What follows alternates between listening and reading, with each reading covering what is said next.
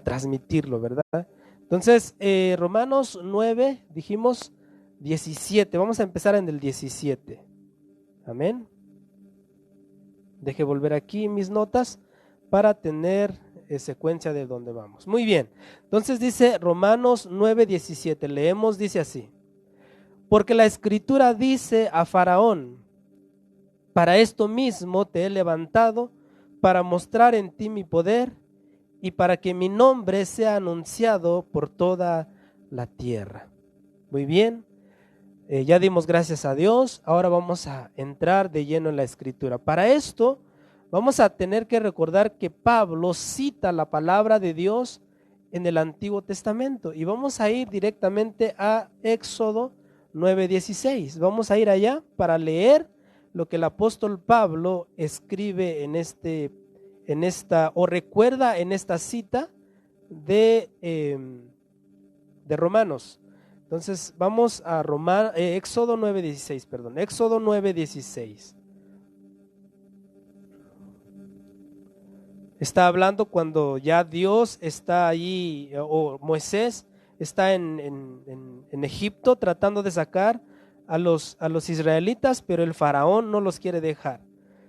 Esta palabra Dios lo habla a través de su siervo Moisés y Aarón cuando viene la plaga de granizo. Lo que acabamos de leer es cuando sucedió la plaga de granizo. Entonces vamos a leer ahí el 16, dice: y a la verdad, esto se le habla, Dios le habla a Faraón, dice: y a la verdad, yo te he puesto para mostrar en ti mi poder y para que mi nombre sea anunciado, ¿en dónde? En toda la tierra. Ahora quiero que regrese un poquito para atrás, déjeme, ahorita le digo dónde. En el 7:3, Éxodo 7:3. Note las citas que les estoy dando. 7:3 dice, note: y yo endureceré el corazón de Faraón y multiplicaré en la tierra de Egipto mis señales y mis maravillas. Muy bien, entonces, juntando estos tres versículos, ¿qué es lo que encuentra? Leo el versículo 17 de Romanos, dice: porque la Escritura dice a Faraón: para esto mismo te he levantado, para mostrar en ti mi poder y para que mi nombre sea anunciado por toda la tierra. Entonces, de esos tres versículos que acabamos de leer, sinceramente, ¿usted qué mira? ¿Que Dios es el que endurece el corazón de Faraón? ¿O es que tenemos que investigar un poquito más para entender el fondo del asunto? Es Dios el que endurece. Muy bien, dice el hermano, por lo que se ve aquí, Dios es el que endurece. Entonces, si es así, entonces Dios tiene parte por el cual Faraón se perdió. ¿Sí me explico? Digamos, a ver, si Dios hace que yo endurezca mi corazón, entonces al final de cuentas, ¿quién es el culpable de que yo me pierda? Es Dios, ¿verdad? Pero no es lo que dice la Escritura. Entonces, vamos a ver cómo es que Dios endurece el corazón. Muy bien, para que entendamos el pleito entre Faraón y Dios, porque aquí no es un pleito entre egipcios y hebreos, no era una guerra directa entre pueblo, entre naciones. Esto era una guerra entre dos bandos, digamos así. Es Faraón contra Dios. Dios no era visto. Él mandó a sus siervos, que eran Moisés y Aarón, pero Faraón estaba allí en la tierra de Egipto. Ahora, para que entendamos quién es Faraón, a ver, ¿quién era Faraón en Egipto? ¿Quién me puede explicar un poquito? ¿A quién sabe algo de Faraón en Egipto? ¿Quién era? Un rey, muy bien. ¿Qué más? Un gobernante. Por eso yo le puse aquí: cuando Dios envía sobre Egipto la plaga de granizo, si estudiamos un poco la visión egipcia tocante a Faraón, entenderemos un poco su endurecimiento. Primero, Dios no endurece a Faraón. De primero, ahí les digo luego, Dios no endurece al faraón. El faraón se endurece a sí mismo. Ahora vamos a ver por qué. Para los egipcios, el faraón reinante, es decir, el que estaba de faraón en el momento, en este caso cuando Moisés llega, En ese momento Faraón era un dios, ¿verdad? Para ese momento Moisés y Aarón fueron a hablar con el Dios de Egipto, ¿verdad? Entonces, Faraón era el hijo del dios Ra. ¿Quién era el dios Ra? Era el dios Sol. Entonces, cuando un rey ascendía al poder, los egipcios lo miraban no como un ser humano ordinario, como un rey, lo miraban como Dios, ¿verdad? Entonces, dice, se creía que era la encarnación del dios Horus, ¿verdad?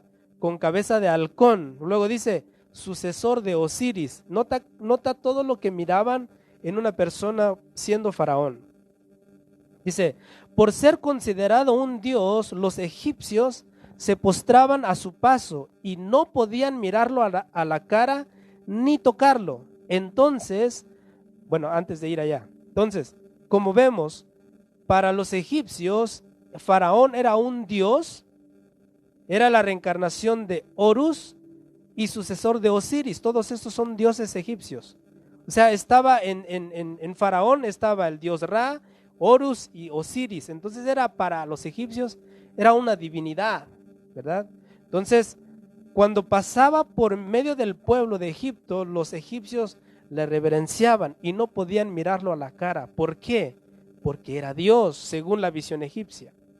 Entonces, note, y no podían mirarlo ni tocarlo. Entonces vemos que la lucha en ese momento era no de dos hombres comunes, en el caso de Faraón y Moisés. En la visión o en el tema bíblico vemos que era si lo puede ver llamar así, era una lucha de dioses. Por un lado está el Dios de los hebreos que se llama Jehová de los ejércitos. Y por el otro lado está el Dios de los egipcios que se llamaba Faraón. Ahora, la pregunta es, si Faraón se consideraba un Dios dentro de la visión egipcia, ¿usted cree que podía venir otro pueblo con otro Dios y decirle, deja ir a mi pueblo? Muy difícil. Entonces, ¿de dónde viene el corazón endurecido de Faraón?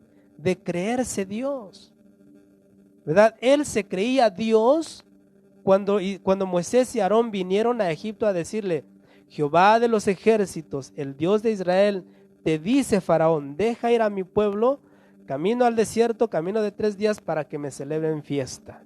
Entonces dijo Faraón, ¿y quién es ese Dios? Porque yo no lo conozco, porque yo soy Dios de Egipto, él dijo así.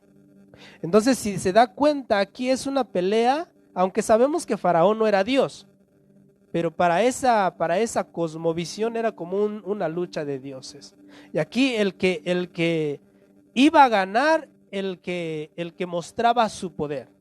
Por eso Dios dice, por eso te he levantado, Faraón, porque tú te llamas Dios, pero yo te voy a demostrar que yo soy más Dios que tú, ¿verdad? Entonces, ¿por qué el corazón de Faraón se endurece? No porque Dios lo endureció, sino porque ya del hecho de venir creyéndose Dios, ya su corazón era orgulloso, era egocéntrico. Aquí era solo yo y yo gobierno a todos.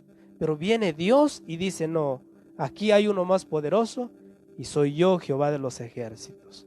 Entonces por eso vienen todas las plagas. Y por eso aquí, cuando llegamos a Romanos, dice, porque la Escritura dice a Faraón, para esto mismo te he levantado, para mostrar en ti mi poder, ¿verdad?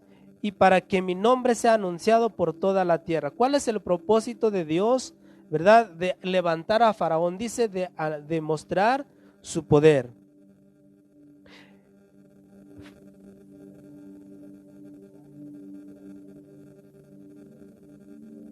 Exacto. Se endureció aún más su corazón y fueron detrás de los israelitas. ¿Por qué? Porque dijo, no es posible que otro Dios me venció, y ahí va detrás de los israelitas. Entonces Faraón, siendo Dios para los egipcios, no se iba a mostrar débil ante su pueblo, pues era para ellos Dios. De ahí entendemos su endurecimiento al creerse Dios. Ahora, eso de Faraón, pero ¿qué tal de nosotros? ¿Será que Dios endurece el corazón de la persona en nuestros días? Y si sí lo hace, ¿por qué lo hace? Y para que entendamos un poquito por qué Dios dice la Escritura que endureció el corazón de Faraón, vamos a ver también nosotros que lo podemos entender más con el Nuevo Testamento. Primero, vamos a ver que Dios no endurece a nadie, según Santiago 1:13. Vamos a ir a Santiago 1:13. Y si alguien está en línea y nos acompaña, yo le pido que lea su Biblia para que no se pierda en la lectura, para que juntos vayamos aprendiendo. Entonces, recordemos, para Egipto, Dios o Faraón era un Dios. Entonces, y para los hebreos, Jehová era Dios. Entonces, Jehová le dice al Dios de los egipcios, deja ir a mi pueblo. Y el Dios de Egipto, Faraón, dice, no, yo no voy a dejar ir a tu pueblo. Entonces, vamos a ver, Santiago 1:13 dice: cuando alguno es tentado, no diga que es tentado de parte de ¿quién? De parte de Dios. Porque Dios no puede ser tentado por el mal, ni Él tienta a nadie. ¿Se entendió eso? Dice que cuando alguno es tentado, no diga que es tentado de parte de Dios.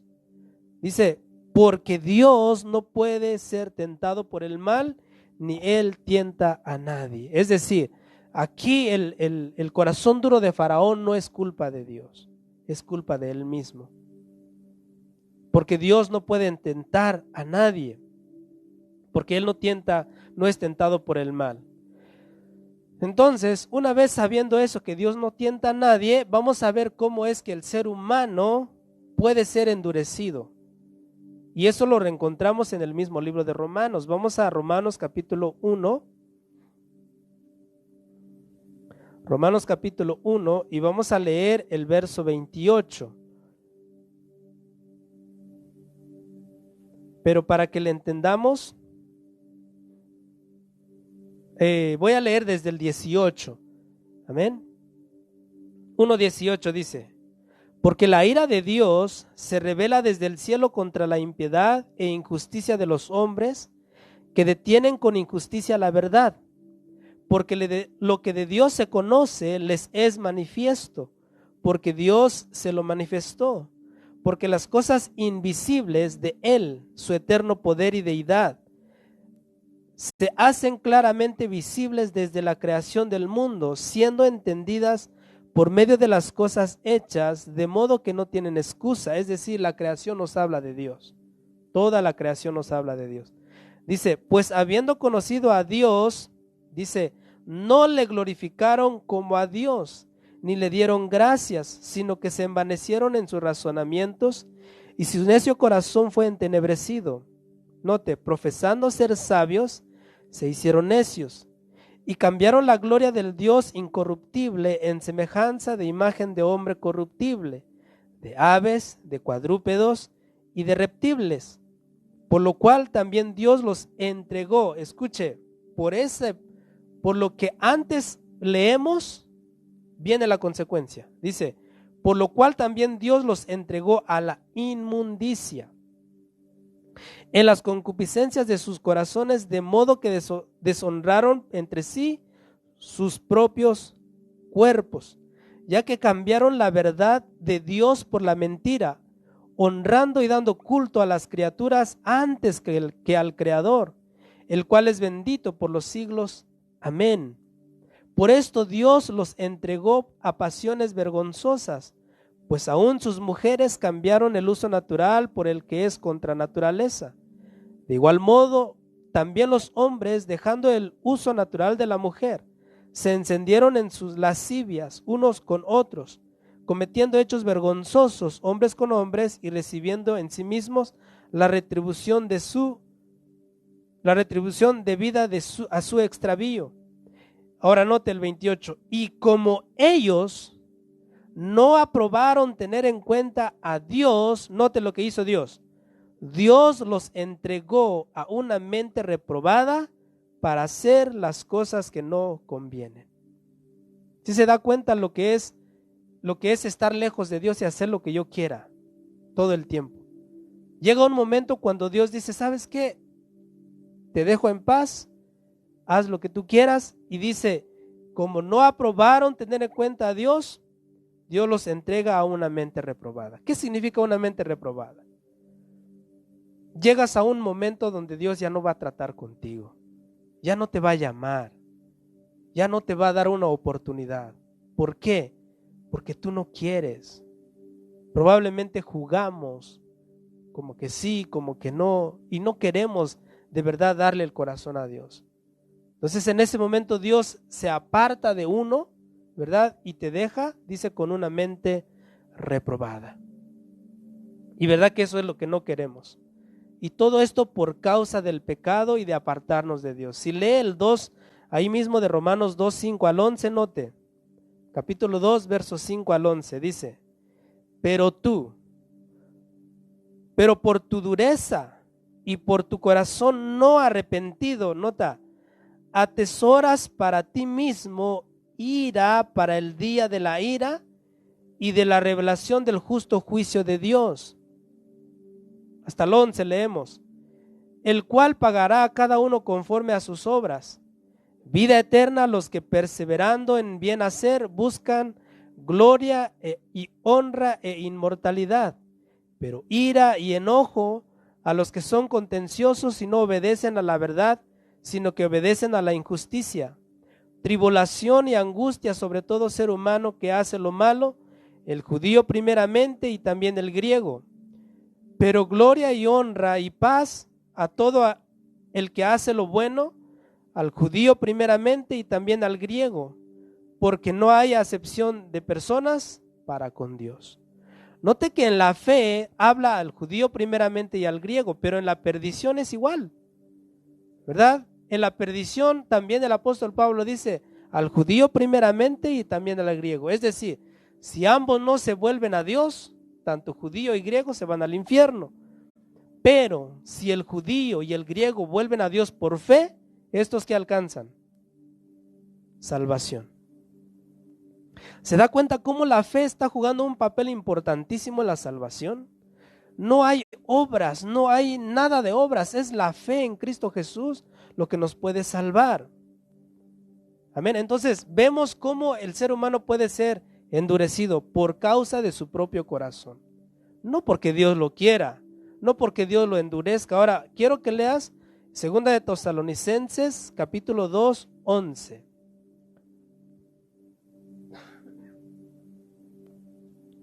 Segunda de Tesalonicenses, capítulo 2,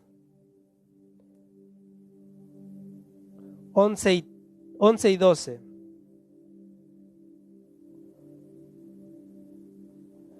Dice,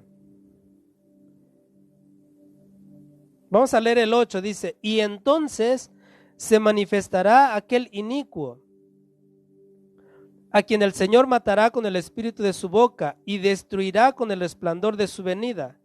Inicuo, cuyo advenimiento es por obra de Satanás, con gran poder y señales y prodigios mentirosos, y con todo engaño de iniquidad para los que se pierden, por cuanto no recibieron el amor de la verdad para ser salvos. Ok, quiero que note esto. Dice que, y con todo engaño de iniquidad, ¿para quiénes? Para los que se pierden. Por cuanto no, esa palabra no significa rechazaron, no recibieron el amor de la verdad para ser salvos. Por esto Dios les envía, nota, a estos que no quisieron recibir el amor de Dios para ser salvos. ¿Qué les pasa? Por esto Dios les envía un poder engañoso para que crean la mentira, a fin de que sean condenados todos los que no creyeron a la verdad, sino que se complacieron en la injusticia.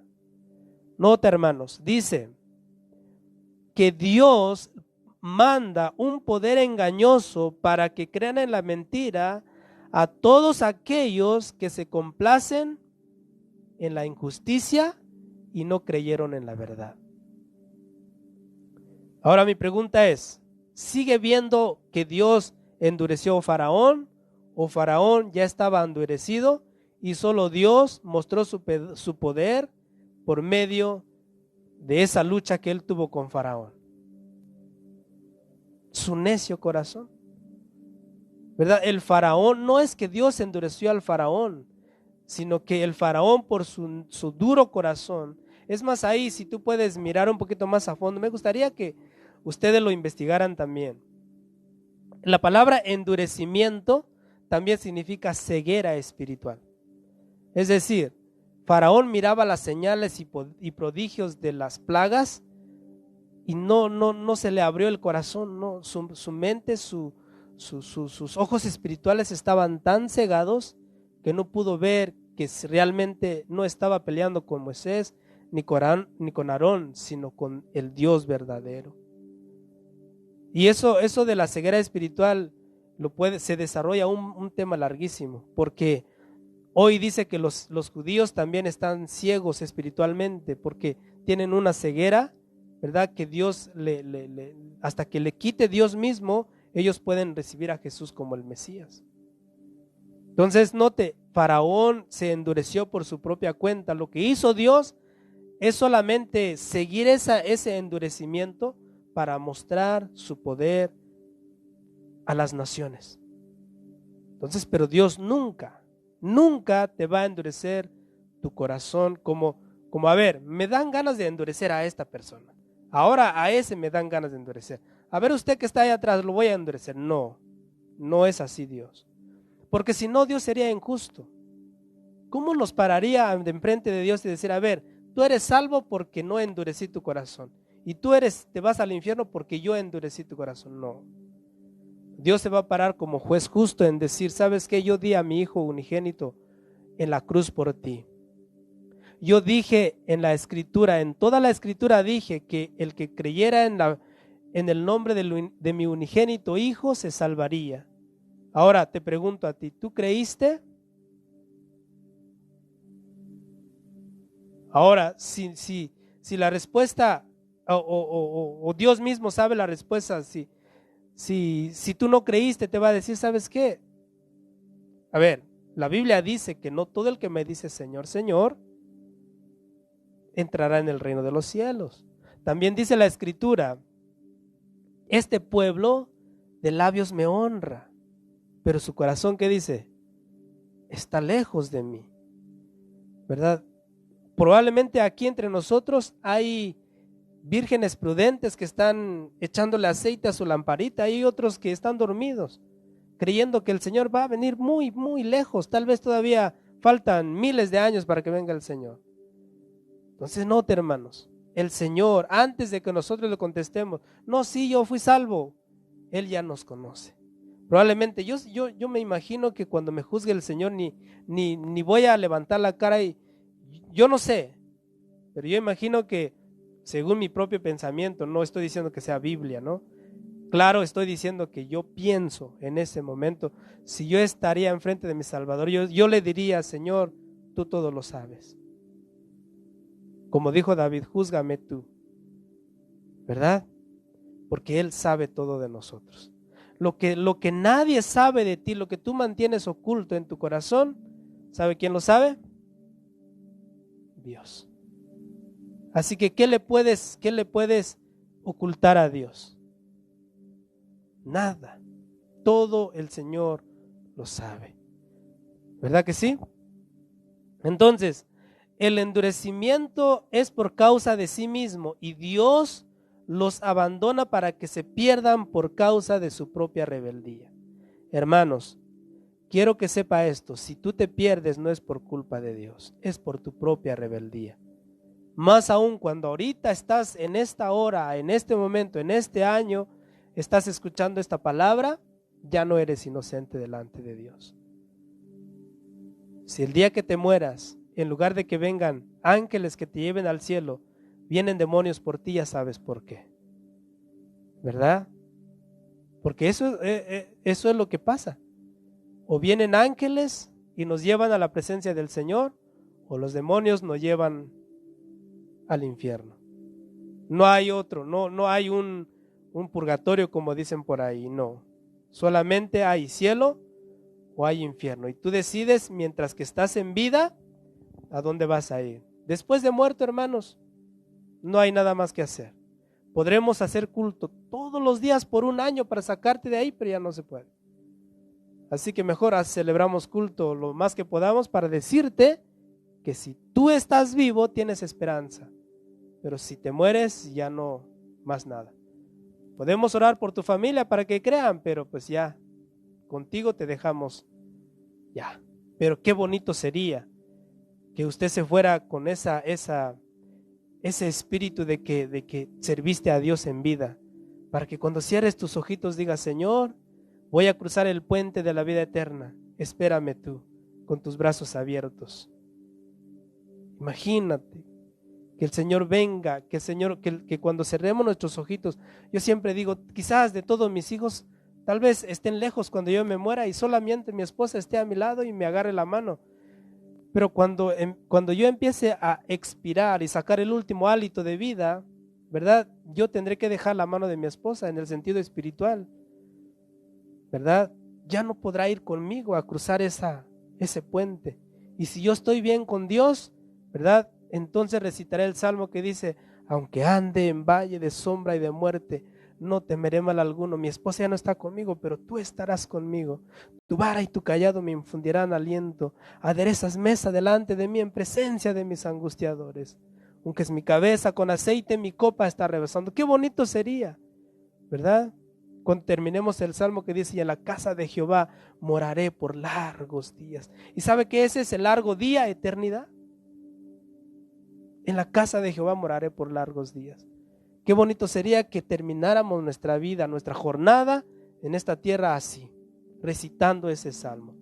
Dicen los que estudian, cuando la gente muere, dicen que cuando una persona está en paz, muere en paz, no grita, no hace nada, pero una persona que está o que teme la muerte, que siente que tal vez está en pecado, dicen que siente calor, que grita, que no quieren ver ciertas cosas que miran, ¿verdad? Entonces yo creo que servir a Dios es bueno, ¿verdad? Servir a Dios no es pérdida de tiempo, es algo que vamos a experimentar cuando pasemos de esta vida a otra, que el Señor nos reciba para llevarnos a su gloria. Eso es lo que deseamos. Amén. Entonces Dios no endurece a nadie, es el propio corazón del ser humano que puede ser endurecido por sí mismo. El 18 vamos a leer: de manera que de quien quiere tiene misericordia, y al que quiere endurecer, endurece. A ver, aquí volvemos a lo mismo, ¿verdad? De manera que de quien quiere tiene misericordia, y el que quiere endurecer, endurece. Lucas 18, 9 al 14. Vamos ahí. Y ahí está el relato de Jesús, del publicano y el fariseo. Dice: a unos que confiaban en sí mismos como justos, estoy en Lucas 18, 9 al 14.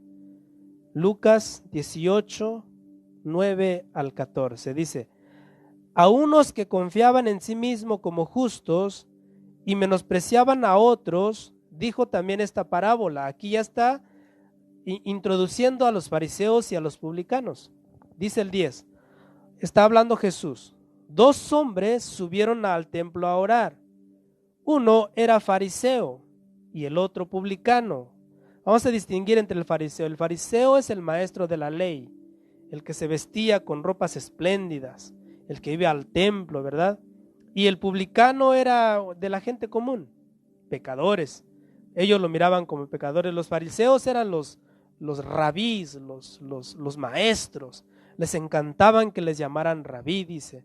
Se paraban en las plazas de en las plazas, dice, en las esquinas de las plazas, y empezaban a orar. Ellos, cuando ayunaban, dice que ponían un rostro de tristeza. Cuando Jesús dijo: no, cuando ayunen, unge tu cabeza, que se muestre una sonrisa, ¿verdad? Que no sepa el mundo que estás ayunando, que lo sepa tu Padre, ¿verdad? Y el Padre que lo sabe en secreto te lo recompensará en público. Los fariseos no eran al revés. Quería que todos se enteraran que estoy ayunando, aunque Dios ya me rechazó. Entonces los fariseos se sentían los santos, los elegidos, los favorecidos, y la gente común los miraba como nada. Entonces dice: uno era fariseo, del que sube a orar, y el otro publicano. Dice: el fariseo, puesto en pie, oraba consigo mismo de esta manera. Note su oración: Dios, Te doy gracias porque no soy como los otros hombres, ladrones, injustos, adúlteros, ni aún como este publicano. Ayuno 2 veces a la semana, doy diezmos de todo lo que gano. Note todo lo que hacía el fariseo. A ver, dice, no soy ladrón, una obra, no soy injusto, obra, no soy adúltero, obra, ni aún como este publicano está rechazando a su, ¿cómo se llama? A su consiervo. Luego dice, ayuno 2 veces a la semana, obra, doy diezmos de todo lo que gano, obra, todo es obra, hermano. Así es el publicano, todo obra, todo quiere hacerlo por obras, quiere ganar el cielo por obras. A ver, hermano, yo voy a ganar mi salvación dando diezmo, dando ofrenda, yendo a la iglesia. No, Dios no mira eso para que sea tu salvación. Ahora mira el publicano, mas el publicano, estando lejos, ni quería aún alzar los ojos al cielo, sino que se golpeaba el pecho, diciendo, Dios, sé propicio a mí pecador. Luego dice Jesús, os digo que éste descendió a su casa justificado antes que el otro. Está hablando del fariseo, porque cualquiera que se enaltece será humillado, y el que se humilla será enaltecido. Aquí el que se enalteció es el fariseo. Yo hago. Pero el pobre publicano dice, Dios, yo sé que te he fallado. Sé propicio a mi pecador. ¿Y sabe qué significa propicio? Está hablando del propiciatorio del lugar santísimo, del tabernáculo, donde se presentaba la sangre para cubrir para perdonar el pecado del pueblo. Entonces el publicano dice, Dios, sé tú mi propicio. Es como decir, sé tú el que tome mi lugar y perdóname. Esto es fe. Entonces nota, yo le puse aquí, el fariseo y las obras de la ley y el publicano pidiendo que Dios sea para él propicio. Aquí en este versículo vemos a Dios obrando según la vida de la persona. Dice, de manera que de quien quiere tiene misericordia. Ahora, del publicano y el fariseo, ¿de quién tiene misericordia Dios? Del publicano, ¿verdad? Entonces, ¿y de quién no tiene o de quién endurece de esta historia? ¿A quién endurece Dios? Al fariseo, pero ¿le endurece porque quiere? No, porque él está valiéndose de sus propios actos, ¿verdad? De sus propias obras. Entonces, Dios siempre tendrá misericordia de los publicanos, ¿verdad? Pero siempre, ¿verdad? Siempre endurecerá a los fariseos orgullosos de su religiosidad, porque confían en sí mismos y no en Dios. ¿Cuántos quieren ser fariseos aquí? Que confíen en sus propios actos. ¿Cuántos quieren ser como los publicanos? Decir, Dios, sé propicio a mi pecador. Que puedas venir delante de Dios y decir, Señor, yo sé que te he fallado. Todo lo que hizo el publicano, el fariseo, yo no lo hago. Tal vez he robado, he mentido, he fornicado, he hecho esto, pero mira, Señor, sé propicio a mi pecador.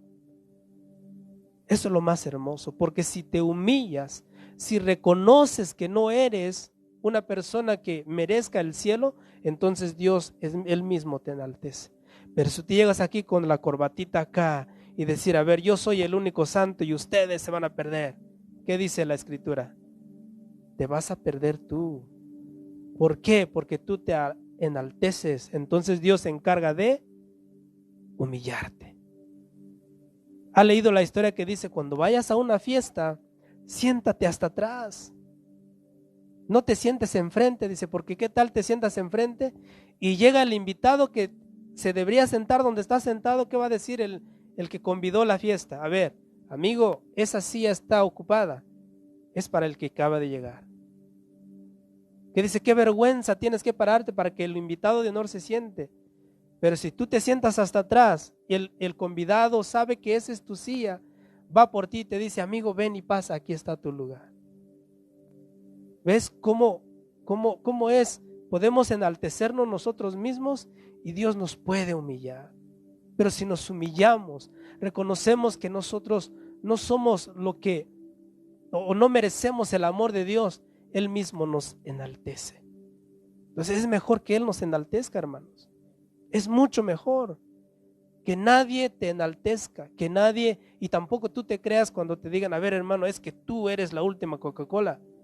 No, porque la gloria todo es de Dios. Si estamos aquí es por su misericordia.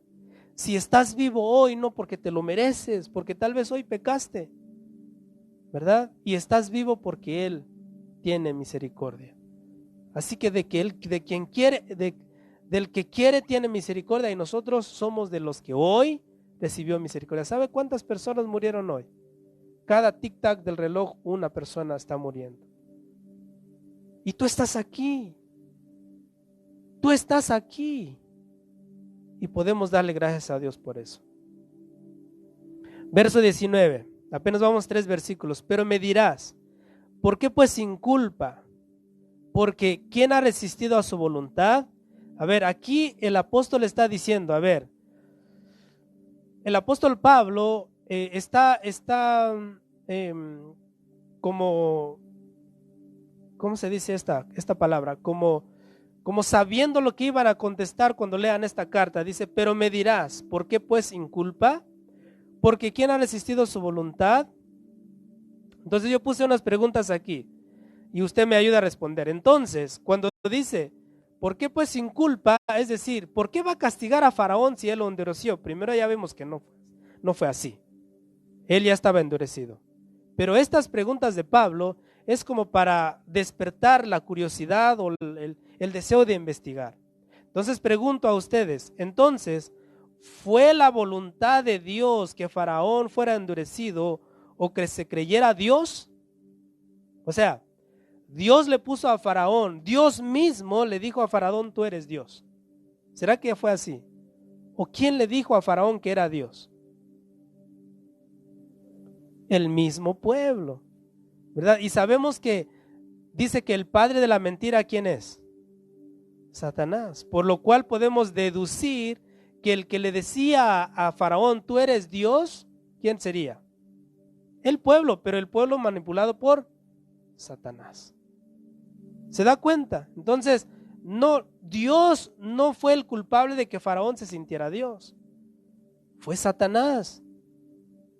Pregunta, ¿es la voluntad de Dios que se pierda el impío? A ver, los que están allá afuera drogados, perdidos en el alcohol, ¿es la voluntad de Dios que ellos se pierdan? Respóndame, ¿sí o no? No. ¿Por qué no? Porque Él dice en su palabra en Jeremías, yo no quiero que el impío perezca. No me gusta que se pierda el impío, dice Dios. Entonces nota que no es la voluntad de Dios. Ahora, o la última pregunta, tocante al fariseo y el publicano. Cuando el publicano, o más bien, cuando el fariseo sube al templo a orar, ¿cree usted que Dios le dio esa oración al fariseo? O sea, ¿Dios lo impulsó al fariseo a orar así? ¿O más bien Dios impulsó al publicano a orar así? ¿Se da cuenta cómo la voluntad de Dios no está ni en el endurecimiento de Faraón, ni que el impío se pierda, ni que el fariseo orara así? ¿Usted cree que Dios quiere que ores aquí llegando al altar y diciendo, Señor, yo merezco el cielo porque doy mis diezmos y ofrendo, Señor, oro una vez al día, Señor, y una vez a la semana ayuno, Señor, yo por eso merezco el cielo? ¿Cree que esa es la oración que Dios quiere? No. Es un puro orgullo, pura vanagloria.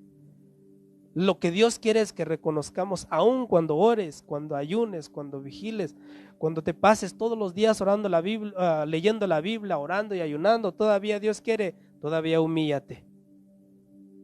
¿Sabes mucha Biblia? Qué bueno, pero eso no te va a llevar al cielo.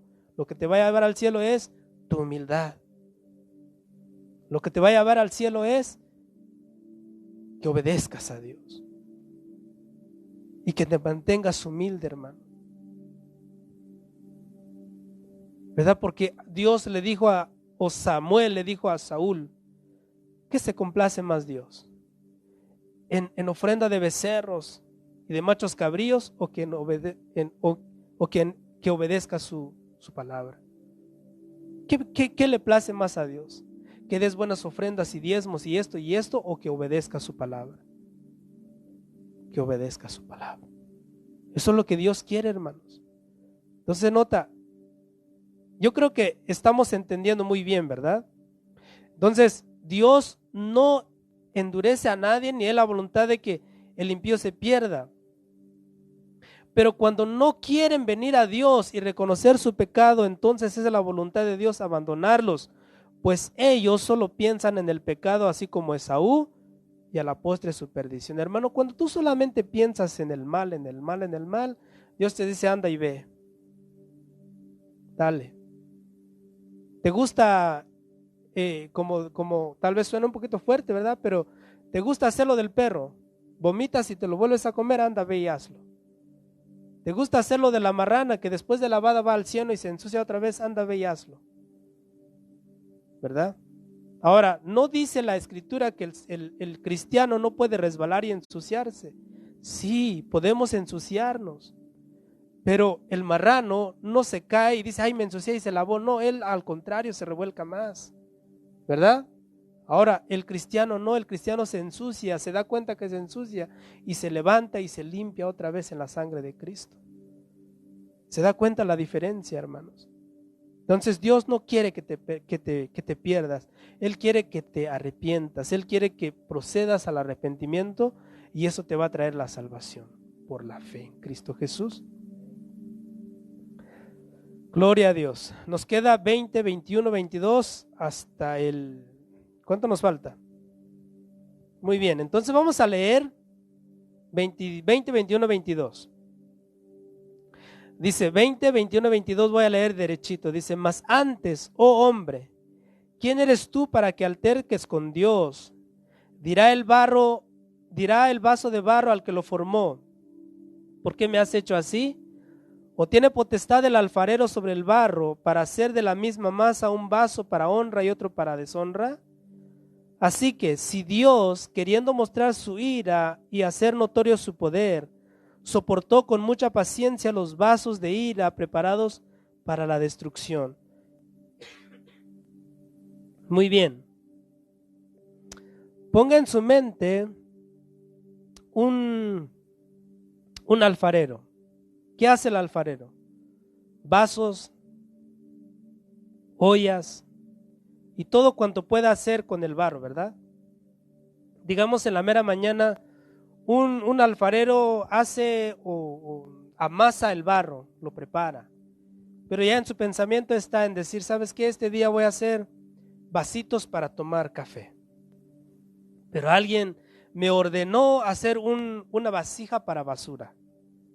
Entonces dice, no tiene el potestad del alfarero de una parte de la masa hacer una cosa para la basura y otra cosa para honra, ¿verdad? ¿No tiene acaso Dios el poder de hacer eso? Ahora no estamos hablando no estoy diciendo que Dios, a ver, estos para la basura y estos para no, sino que Dios dice, ¿sabes qué? Yo de una misma masa hice todo el ser humano. De Adán venimos todos, ¿verdad? Entonces, si de Adán venimos todos, Dios es el alfarero y el ser humano es el barro. Ahora, Dios crea los vasos, pero, ¿verdad? De esa creación, los que somos seres humanos decidimos si queremos ser para gloria o para deshonra, ¿verdad? ¿Y cómo decidimos eso? Cuando vamos en pos de los deseos de la carne. Aquí no es Dios diciendo, ¿sabes qué? Tú eres para la basura y tú eres para esto, no, sino que Dios está diciendo, yo hice de la misma masa, pero algunos serán para deshonra y otros para honra. Ahora, los vasos de ira simplemente son los que se rebelan contra la ordenanza santa de Dios. En el tiempo de la ley son los que se olvidaron de Dios y prefirieron las obras de los ancianos. Ahora en este tiempo, los que no quieren reconocer a Jesucristo para salvación. Es así de simple, hermanos. ¿verdad? Los vasos de ira en la ley son aquellos que en lugar de seguir a Dios por fe, siguieron más a los ancianos. Que lávate las manos, que lávate los pies, que hace esto, que hace aquello, y guardaban más las enseñanzas de los ancianos que de la misma palabra de Dios. Tradición. Entonces, el 23, seguimos porque esta parte yo creo que no es tan difícil, ¿verdad? Y ahora aquí está hablando, podemos ir a Jeremías, porque ahí dice, Jeremías, levántate y ve a la casa del alfarero, ahí te hablaré mi palabra, ¿verdad? Pero en el 23 dice, y para hacer notorias las riquezas de su gloria, las mostró para con los vasos de misericordia que él preparó de antemano para gloria. Ok, aquí los vasos de gloria son los obedientes a la fe. La iglesia que por fe cree en Jesucristo para salvación, no solo de judíos, sino también de los gentiles. Esos son los vasos para gloria, hermanos, ¿verdad? Así que de la masa que es el barro de la humanidad, hay gente para gloria, hay gente para deshonra. ¿De cuál eres tú?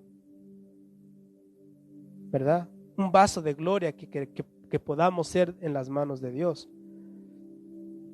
Dice, y para hacer notorias las riquezas de su gloria las mostró con los vasos de misericordia que él preparó de antemano para gloria.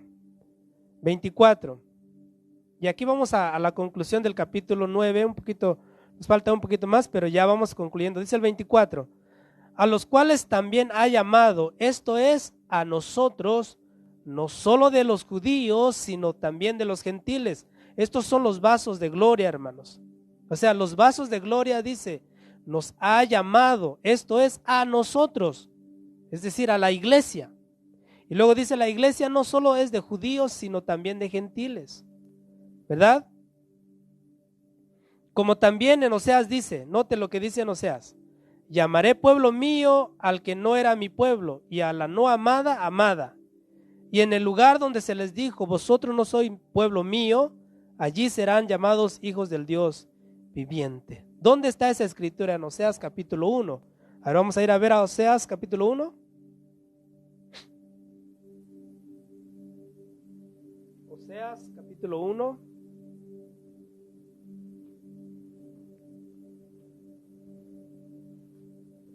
Oseas, Miqueas, Amós casi no vienen a la iglesia, casi no se leen, ¿verdad? Oseas capítulo 1.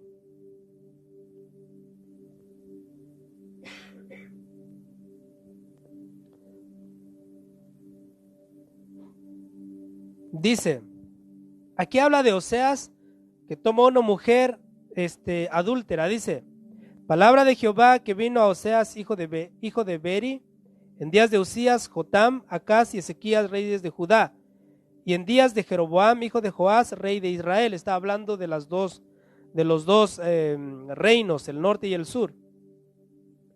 1:2 dice, el principio de la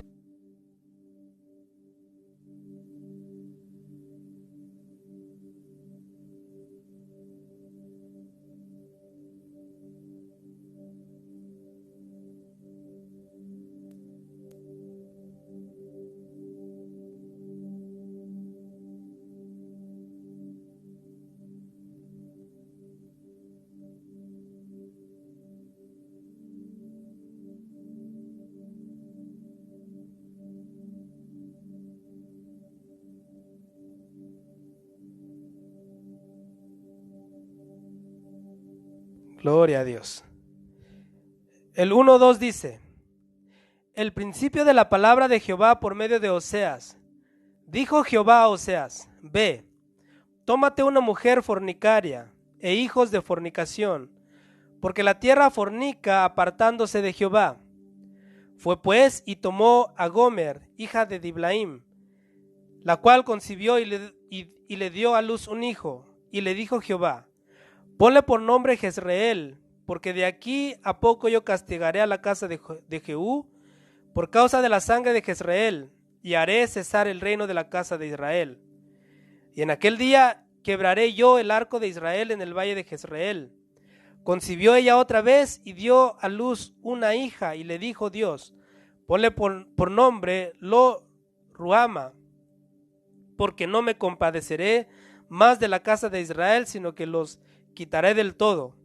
Mas la casa de Judá tendré misericordia, y los salvaré por Jehová su Dios, y no los salvaré con arco, ni con espada, ni con batalla, ni con caballos de jinetes, ni jinetes. Después de haber destetado a Lo Ruhama, concibió y dio a luz un hijo, y dijo Dios: ponle por nombre Lo Hamí, porque vosotros, escuche aquí, porque vosotros no sois mi pueblo, ni yo seré vuestro Dios. Con todo será el número de los hijos de Israel como la arena del mar, que no se puede medir ni contar. Y en el lugar donde les fue dicho, vosotros no sois pueblo mío, les será dicho, sois hijos del Dios viviente. Y se congregarán los hijos de Judá y de Israel, y nombrarán un solo jefe, y subirán de la tierra, porque el día de Jezreel será grande. Pregunta, ya leímos en Romanos y aquí en Oseas, ¿a quién se le dice que no se le dirían ustedes no son mi pueblo? ¿A los gentiles o a Israel? A Israel, ¿verdad? A veces nosotros decimos, ves, aquí entran los gentiles, pero no está hablando de Israel, ¿verdad? Dice que los israelitas habían pecado demasiado, que Dios le dice a Oseas, ve y tómate a una mujer, ¿verdad? Fornicaria, ¿verdad? Y esto es una señal para el pueblo. La mujer representaba a Israel, ¿verdad? Una mujer que había dejado a Dios, se había ido en pos de dioses ajenos, de los Baales, de cuánto Dios había en la tierra, ¿verdad? Entonces Dios le dice a Oseas, tómate una mujer, y tuvo 3 hijos. La última es cuando Dios le dije, ustedes no son mi pueblo. Entonces, si lo llevamos ahora al libro de los Romanos, dice el 26, y en el lugar donde se les dijo, vosotros no sois pueblo mío, allí serán llamados hijos del viviente. Está hablando de Israel. Ahora dice, también Isaías clama tocante a Israel. Nota que otra vez Israel. Dice, si fuera el número de los hijos de Israel como la arena del mar, tan solo el remanente será salvo. Porque el Señor ejecutará su sentencia sobre la tierra en justicia y con prontitud. Y como antes dijo Isaías, si el Señor de los ejércitos no nos hubiera dejado descendencia, como Sodoma habríamos venido a ser, y como Gomorra seríamos semejantes. Y a Gomorra seríamos semejantes. Estos 2 versículos no los traje, no porque no se me viniesen a la mente. Sí los pude haber buscado, pero en lugar de eso quise leer con ustedes el libro de Reyes, capítulo 19, verso 18, ¿verdad? Reyes, capítulos 19, verso 18. ¿Lo tiene ahí? Primera de Reyes, capítulo 19, verso 18, que es lo mismo que dice Isaías. Nada más que aquí, para que usted entienda la palabra que les voy a decir. Dice, ¿lo tiene ahí? Dice, 19:18 de Primera de Reyes dice, y yo haré que queden en Israel 7,000 cuyas rodillas no se doblaron ante Baal y cuyas bocas no lo besaron. Ahora, quiero que vayas o voy a leerles Romanos 9:29 dice, no, el 27 dice, también Isaías clama tocante a Israel, si fuera el número de los hijos de Israel como la arena del mar, note, escuche, tan solo el remanente será salvo. Aquí la pregunta es, ¿qué significa remanente? Lo que queda del pueblo, ¿verdad? En este caso los judíos que no se arrodillaron ante Baal, y en el tiempo de la gracia los que aceptan el evangelio de salvación. Por eso quise leer, dice, y yo haré que queden en Israel 7,000 hombres. ¿Qué significa esos 7,000? El remanente, ¿verdad? ¿Cuántos hombres vivían en los días de Acab en el reino de Israel? Mucha gente. Pero Dios le dice a Elías, de toda la gente que sabes que vive en el pueblo de Israel, solo 7,000 van a quedar. de los que no doblaron su rodilla ante Baal.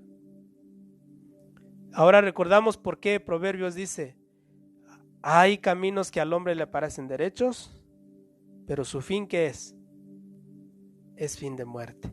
Y recordamos las palabras de Jesús que dice: el camino que lleva a la vida es angosto, muy difícil de caminar, pero el camino que lleva a la perdición, ¿cómo es? Ancho y espacioso. Deleites, puedes deleitarte de lo que quieras, pero al final, ¿qué hay? Muerte. Exacto. A ver, en las televisoras nos enseñan cuando está muy fría la bebida y hasta suda y lo destapan y parece la felicidad. Pero ¿por qué no ponen cuando vomitan en el baño? ¿Por qué no ponen cuando se muere la gente vomitándose, se muere en su propio vómito? ¿Verdad que sí? Ahí nadie dice nada. ¿Por qué ponen el cigarro que bueno, casi no salen los anuncios, pero el cigarro como algo que hace un efecto que hace feliz, entre comillas, al ser humano? Pero ¿por qué no ponen cuando tienen cáncer en el cuello, en los riñones, cuando se mueren por cáncer y los tienen que alimentar por vía, no sé cómo se llamaría eso, intravenosa, no sé si es eso, o por un tubo les meten la comida? Pero el cigarro es bueno, ¿no? No, hermanos. El mundo ofrece pura porquería, y el fin de ella es muerte. Así que, y todos los que alguna vez consumimos alguna bebida o hicimos algo de esto, ahora reconocemos que si Dios no nos hubiera sacado ahí, ¿a dónde estaríamos nosotros? Muchos tal vez ya estuvieran muertos de cirrosis, otros tendrían cáncer en los riñones, pero por la misericordia de Dios es que estamos aquí. Entonces dice: si fuera como la arena del mar, solo el remanente sería salvo. Ahora, aquí en estos últimos versículos que leímos, se cumple lo que Dios le dijo a Moisés, que él tendría misericordia del que tendría misericordia. Es decir, él tendría misericordia de los gentiles, no por la ley, sino por la fe. Pero tendría misericordia no de todo el pueblo de Israel, sino a los remanentes o al remanente. Es decir, se recuerda que cuando empezamos esta parte de Romanos dice: no todos los que descienden de Israel son israelitas, ¿verdad? Sino de Isaac te será llamada descendencia. Es decir, aquí está diciendo Dios: mira, no porque seas hijo de Israel ya eres salvo, sino si eres remanente, si no te has doblado ante Baal, si no le has besado, entonces tú vas a ser salvo. Y a los gentiles se les dice: no vas a ser salvo por la ley, sino por la fe en Cristo Jesús. Al final de todo, hermanos, ¿cómo salva Dios? Por la fe en Cristo Jesús.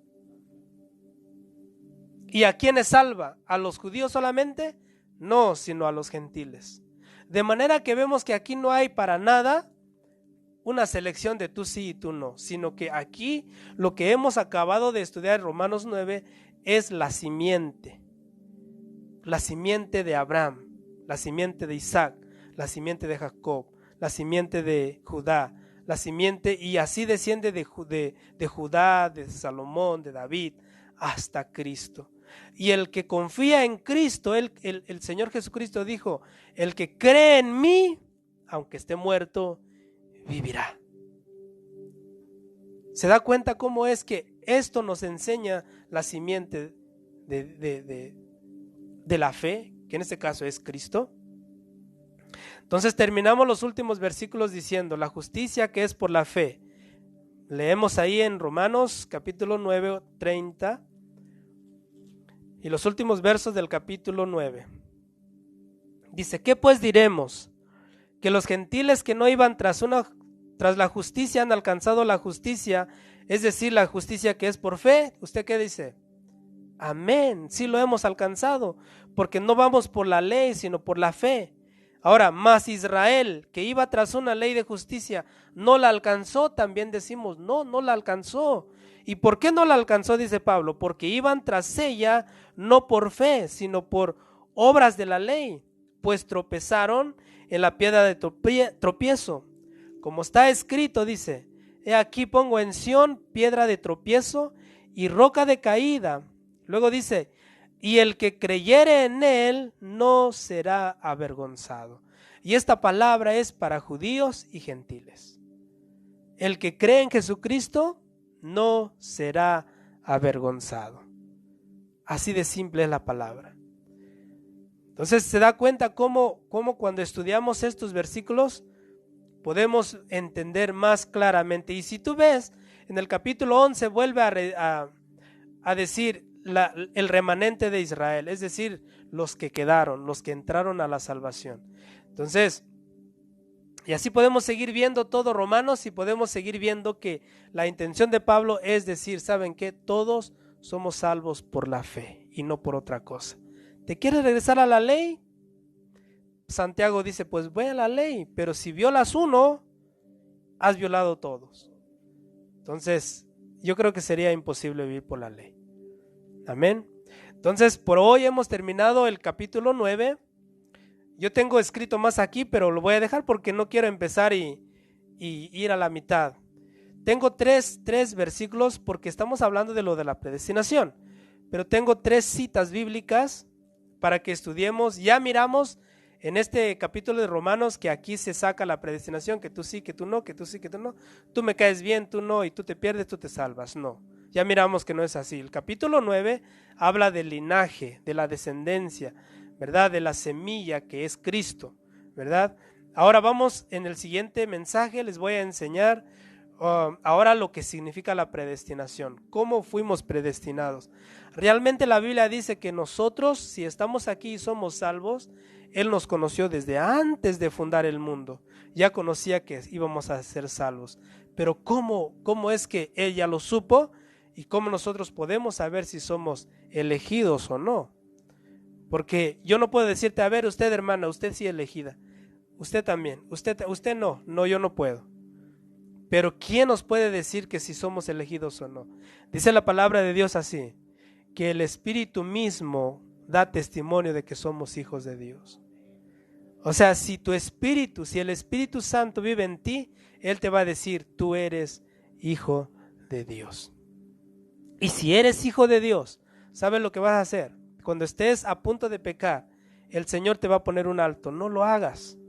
Y si todavía lo haces, el Espíritu Santo te va a decir, arrepiéntete, ¿verdad? Y si el Espíritu Santo está ahí, te va a guiar al arrepentimiento y te vas a volver a ¿cómo se dice? A tener intimidad con Dios. Ahora, nota, si no eres hijo de Dios y crees ser hijo de Dios, pero pecas fácil, no te duele el pecado, entonces no eres hijo, ¿verdad? A ver, si saliendo de aquí, ¿verdad? Vamos y hacemos un pecado y ya, pues, todo bien, contentos, si no nos lastima la conciencia, no hay nada que nos diga, bueno, pecaste, entonces no somos hijos de Dios.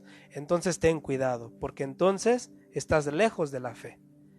Pero si cuando fallas, te condueles, lloras y te humillas delante de Dios, entonces eres hijo de Dios, porque el Espíritu Santo te da testimonio de que realmente eres hijo de Dios. Amén. Entonces vamos a ponernos de pie. Espero que esta enseñanza le haya quedado en el corazón, ¿verdad? Y si hay alguna pregunta, siempre le digo, apúntelo y después me lo hace saber, para que así juntos podamos aprender. Amén. Ponte de pie y vamos a orar. Dándole gracias a Dios por su bendita palabra. Padre Santo, te damos gracias una vez más por tu infinito amor y bondad, Señor. Otra vez, Señor, hemos leído tu palabra y nos hemos gozado. Creo que hemos aprendido, Señor, bastante de tu palabra. Que a eso venimos, Señor, a aprender de ti, Señor, cada día. Señor, ahora que tu palabra, Señor, haga efecto en nuestra vida, Señor. Porque siempre, Señor, cuando escuchamos algo de tu palabra y lo entendemos, ya no somos inocentes, Señor. Ya, Señor, traemos un juicio encima de nosotros si no lo hacemos, si no lo cumplimos. Por sobre todo, Señor, entendemos tu palabra, Señor, que es por fe y no por obras, para que nadie se gloríe. Señor, bendice a mis hermanos, Señor, bendice a los que están aquí, Señor, y los que están en casa o que nos estén acompañando en cualquier lugar, Señor, dales la paz y la alegría, Señor, de saber que, Señor, esta palabra es tuya, Señor, no es mía, Señor. Si hay algo, Señor, que tal vez he fallado, Señor, te pido que me perdones. Pero, Señor, yo te ruego, Señor, que tú nos ilumines el corazón y el entendimiento para que no rechacemos tu salvación por fe, Señor. Padre Santo, te damos toda la gloria y toda la honra y toda la alabanza, Señor, y que esta palabra, Señor, quede, Señor, en nuestros corazones, Padre Santo, en el nombre de Jesús. Amén y amén.